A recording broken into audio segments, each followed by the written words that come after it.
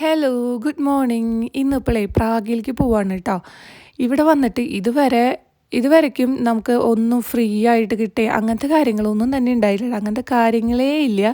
മുട്ടുസൂചിക്ക് വരെ കത്തി വെച്ച വില എന്ന് പറയണ പോലെയാണ് കേട്ടോ. ഓരോന്നിനും പൈസ ഫ്രീ ആയുള്ള പരിപാടിയേ ഇല്ല. അപ്പോൾ ഇപ്പോൾ ഒരു സാധനം ഫ്രീ ആയിട്ട് കൊടുക്കുന്നുണ്ടെന്ന് പറഞ്ഞു. പക്ഷെ അതും ചെക്കല്ല.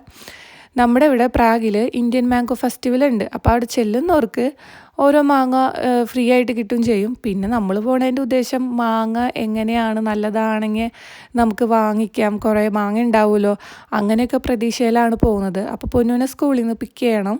ഏട്ടൻ ജോലി കഴിഞ്ഞിട്ട് പൊന്നൂൻ്റെ സ്കൂളിൻ്റെ അവിടെ തന്നെയാണ് ബസ് സ്റ്റോപ്പ്. അപ്പോൾ അവിടെ വരും. അപ്പോൾ ഞാൻ വീട്ടിൽ നിന്ന് ഇറങ്ങിയാൽ മതിയിട്ട്. അപ്പോൾ ഞാൻ പൊന്നൂന് കുറച്ച് ഡ്രസ്സും അവൾ വൈറ്റ് ആയിട്ടുണ്ട് പോയായിരുന്നത്. അപ്പോൾ ഇനി അവിടെ എത്തി കഴിഞ്ഞിട്ട് ആൾ കളിക്കുകയെ അങ്ങനത്തെ കാര്യങ്ങളും അതൊക്കെ ഉണ്ടല്ലോ. അപ്പം ഡ്രസ്സ് ഒരെണ്ണം പേര് കൈ പിടിക്കാറുണ്ട് കേട്ടോ. സമ്മറായി കഴിഞ്ഞാൽ എന്തായാലും അത് വേണം. കാരണം അവിടെ ഇവിടെയും പാർക്കിലും ഇതിലും പോയി കളിക്കും. പിന്നെ വെള്ളം ഒക്കെ ഉണ്ടെങ്കിൽ അങ്ങനെ കളി ഉണ്ടാവാറുണ്ട്. ഇത് കണ്ടോ, പ്രാഗിലാണ് നിറച്ച് പിള്ളേർ ഇങ്ങനെ നിന്ന് കളിക്കുകയാണ് കേട്ടോ. അപ്പോൾ പിന്നെ നമ്മുടെ പൊന്നൂനത് കാണുമ്പോൾ എങ്ങനെ അടങ്ങി ഒതുങ്ങി ഇരിക്കാൻ പറ്റുക. അപ്പോൾ ആളെയും കളിക്കാൻ വിട്ടു. അപ്പോൾ അതിന് വേണ്ടിയിട്ടാണ് ഈ ഡ്രസ്സ് കയ്യിൽ കരുതുന്നത് കേട്ടോ, ഈ സമ്മറാകുമ്പോൾ. അങ്ങനെ ഞങ്ങൾ അവിടെ എത്തി. മാങ്ങ ഓരോ പീസ് കുറച്ച് കഷ്ണങ്ങളായിട്ട് ആദ്യം കിട്ടിയായിരുന്നു. അപ്പോൾ ഏട്ടനത് കൊണ്ടു. പക്ഷെ ഭയങ്കര പുളി എന്ന് പറഞ്ഞിട്ടുണ്ടെങ്കിൽ ഭയങ്കര ഒരു പുളി മാങ്ങ കേട്ടോ. എന്താ മാങ്ങയുടെ പേരെന്ന് ചോദിച്ചാൽ എനിക്ക് നമ്മുടെ പുളിയ മാങ്ങ എന്ന് വേണമെങ്കിൽ പറയാം. പക്ഷേ അതിൻ്റെ തൊലിക്കൊന്നും കയ്പോ അങ്ങനത്തെ കാര്യങ്ങളൊന്നും ഇല്ല കേട്ടോ. പക്ഷെ ഇത് വാടി പഴുത്തതാണ്. വാടി പഴുത്ത ഒരു ടേസ്റ്റാണ്. പക്ഷെ കുറേ എണ്ണം പഴുത്തിട്ടുമില്ല.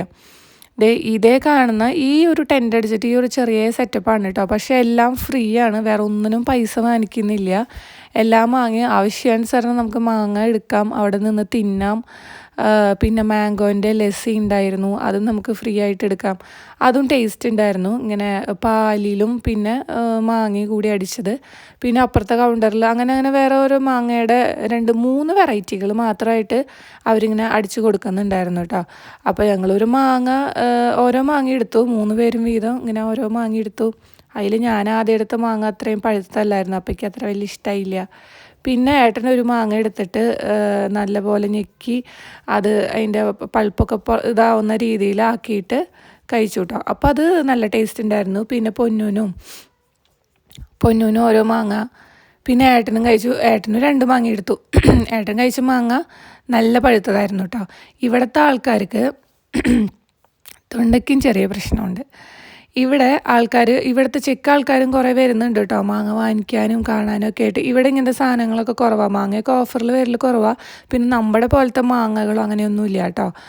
അപ്പോൾ കുറേ ആൾക്കാർ അവർ കഴിക്കാനും അറിയുന്നില്ല എങ്ങനെയാണ് എന്ന്. നമ്മളിങ്ങനെ എന്താ പറയുക, ചപ്പി കഴിക്കുന്ന പോലെയോ അല്ലെങ്കിൽ അവർക്ക് അങ്ങനത്തെ കാര്യങ്ങളൊന്നും അറിയില്ല കേട്ടോ. അപ്പോൾ ഒരാൾ നമ്മുടെ ഇന്ത്യക്കാരൻ ഒരാൾ നിന്നിട്ട് കഴിക്കണത് എങ്ങനെയാണെന്ന് കാണിച്ചു കൊടുക്കണ്ടായിരുന്നു.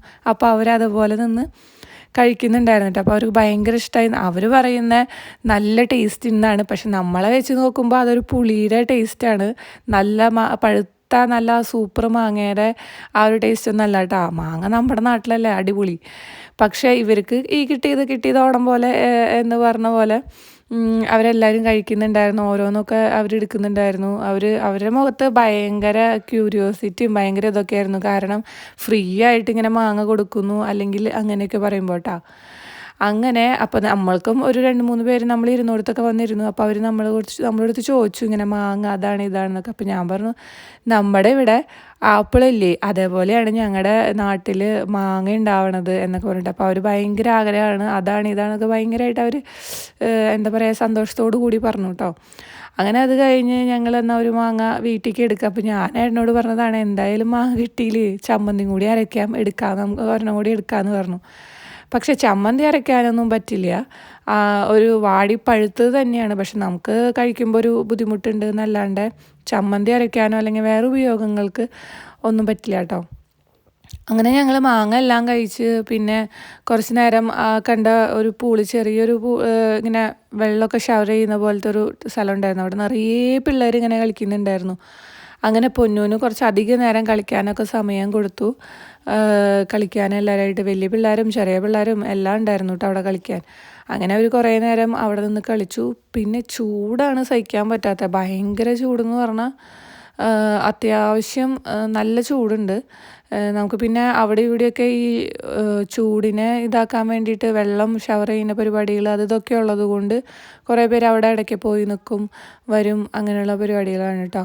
പിന്നെ അതെ ഈ പറഞ്ഞ സംഭവമാണ് കേട്ടോ അത്. അപ്പോൾ പൊന്നും ആദ്യം പോയില്ല, ഏട്ടൻ കുറച്ച് നേരം വെള്ളം മേലൊക്കെ ആക്കിയിട്ട് അങ്ങനെ പോന്നു.